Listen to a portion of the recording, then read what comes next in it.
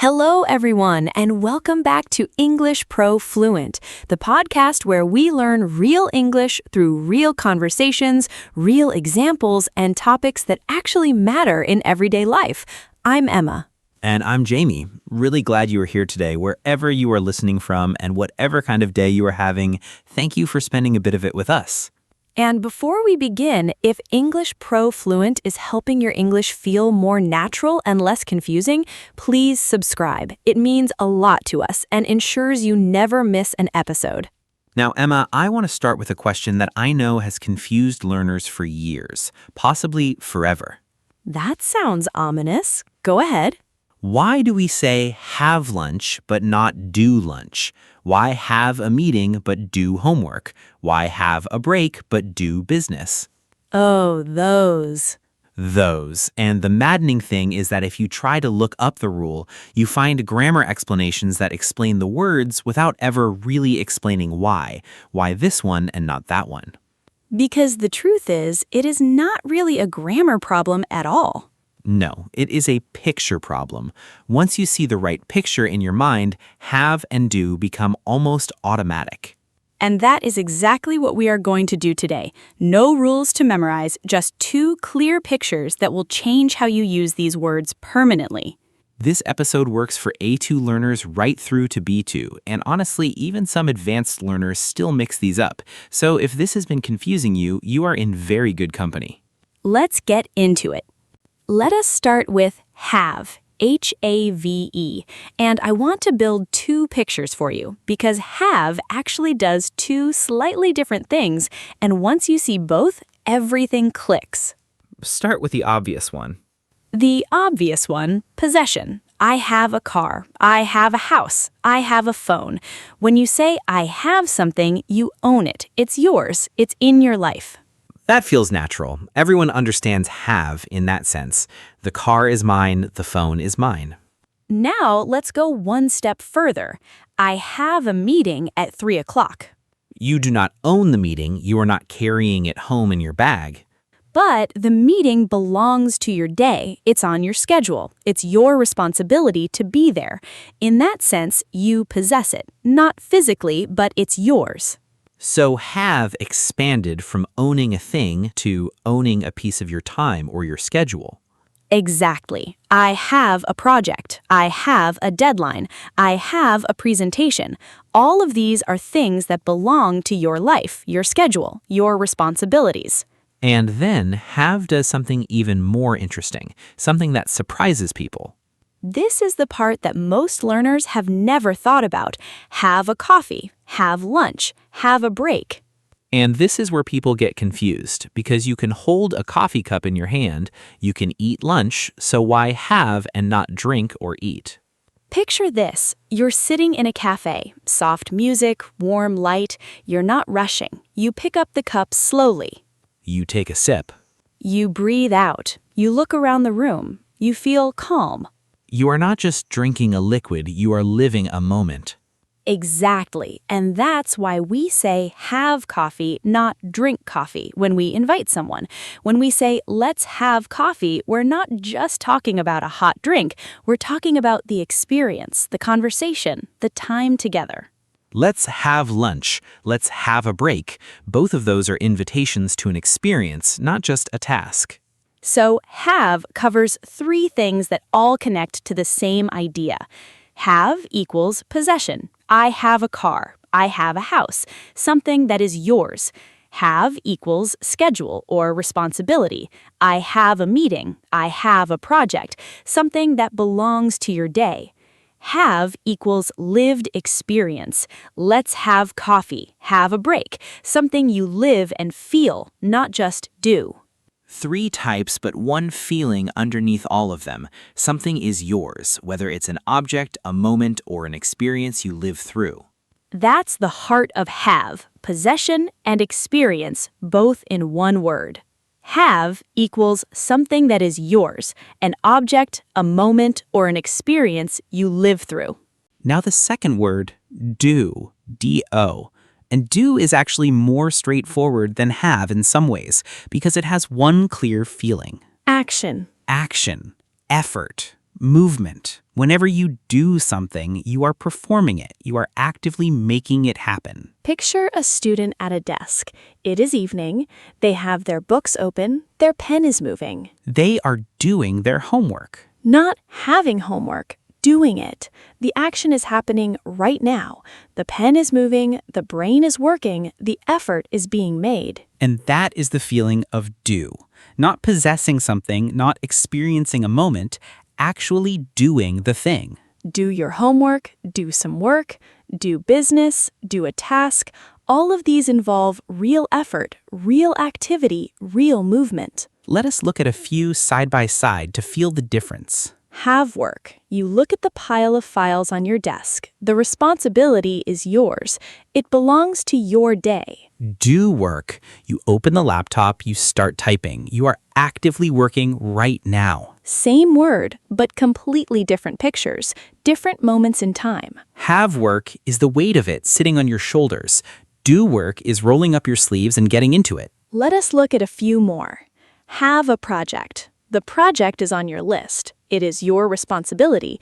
You own it. Do a project. You are actively working through it, building it, writing it, completing it. Have business. Doesn't sound natural. Business is always active. Do business.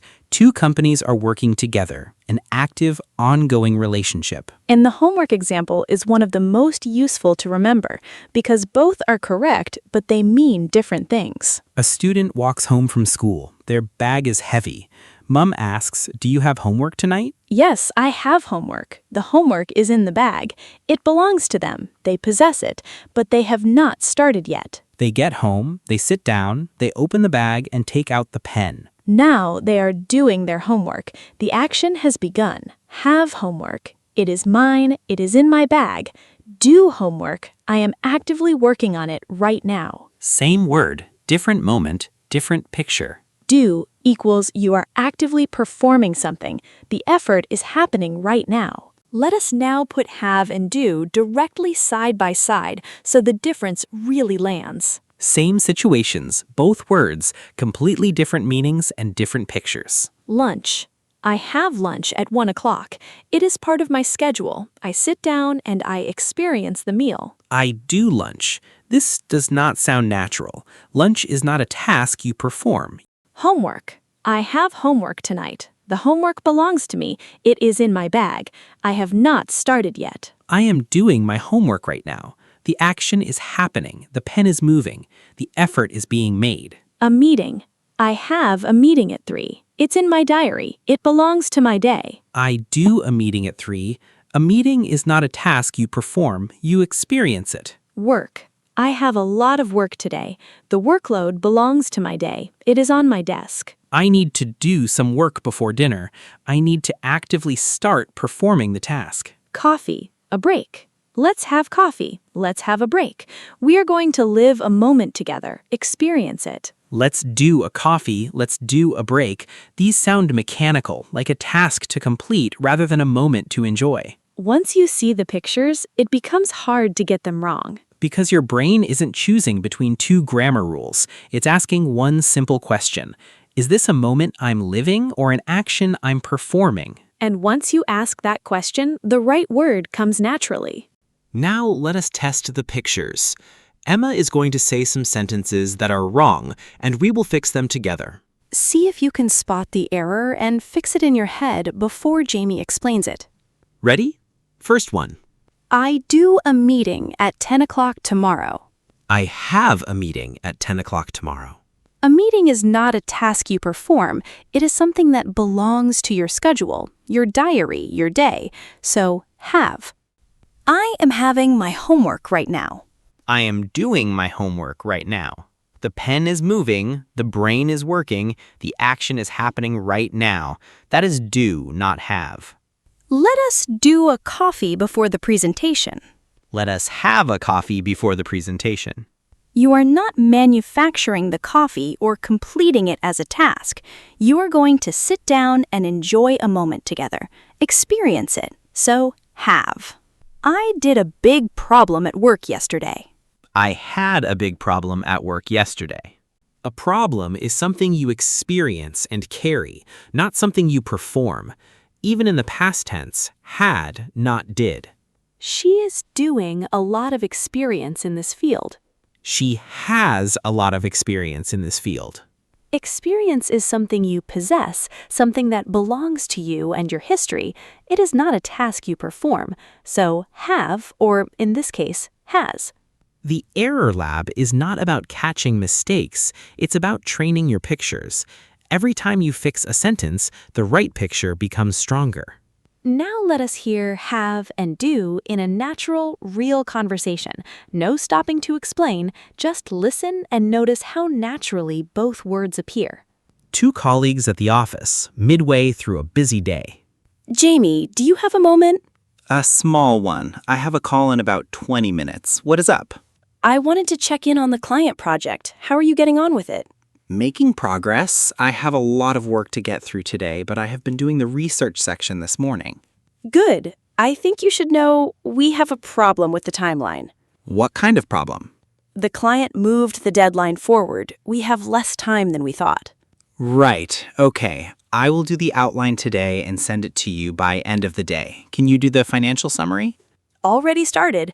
I have about half of it done. I should finish it this afternoon. Perfect. Actually, before we both disappear back into this, do you want to have a quick coffee? I need 5 minutes away from this screen. I would love that. Let us go now before your call.